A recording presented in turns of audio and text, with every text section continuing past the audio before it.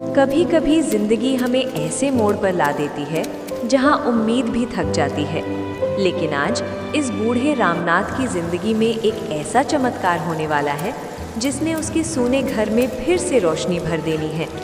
एक अनजान कॉल और एक छोटा सा पिल्ला उसकी दुनिया बदलने वाले हैं। रामनाथ गांव के बाहर अकेला रहता था। उसका बेटा रवि शहर में रहता था। लेकिन कुछ साल पहले एक सड़क हादसे में रवि की मौत हो गई।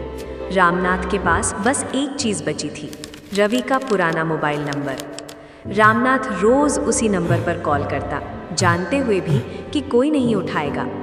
लेकिन एक रविवार की सुबह कुछ ऐसा हुआ जिसकी उसने कभी कल्पना भी नहीं की थी। उसने रोज़ की तरह कॉल लगाया और इस बार कॉल उठ गया। फ़ोन के उस पार एक लड़के की आवाज़ आई। हेलो, कौन?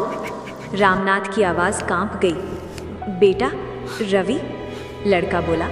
नहीं बाबा, मेरा नाम आरव है। मुझे ये नंबर बंद दुकान के बाहर मिला था, लेकिन मैं आपको इसलिए कॉल कर रहा हूँ क्योंकि मुझे एक छोटा सा पिल्ला मिला है जिसके मुंह में एक पुराना कागज़ का टुकड़ा था और उस पर आपका नाम लिखा था।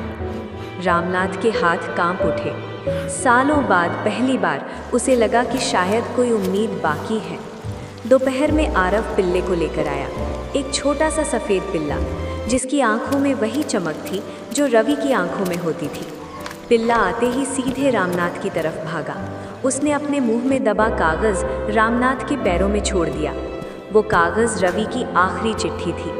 पापा, मैं वापस आऊँगा। अगर कभी ना आ पाया तो मेरी आखिरी सांस यही कहेगी, आप अकेले नहीं हैं। ये पढ़कर रामनाथ फूट फूट कर रो पड़ा।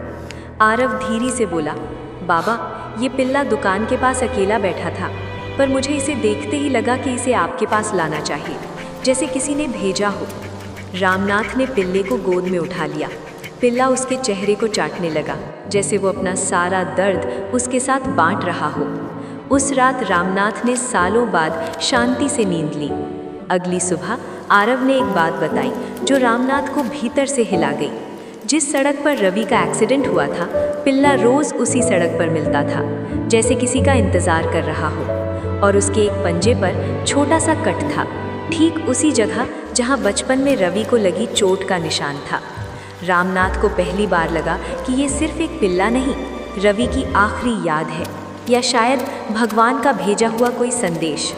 शाम के समय रामनाथ ने पिल्ले को सीने से लगाकर कहा, बेटा, तू चाहे रवि की याद हो या भगवान का दूत, लेकिन आज से तू मेरा परिवार है।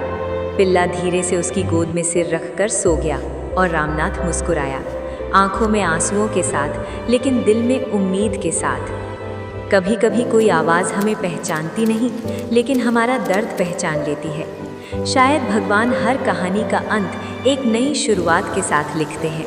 अगर आपको ये कहानी दिल तक छू गई हो तो इसे लाइक और शेयर करना मत भूलिएगा।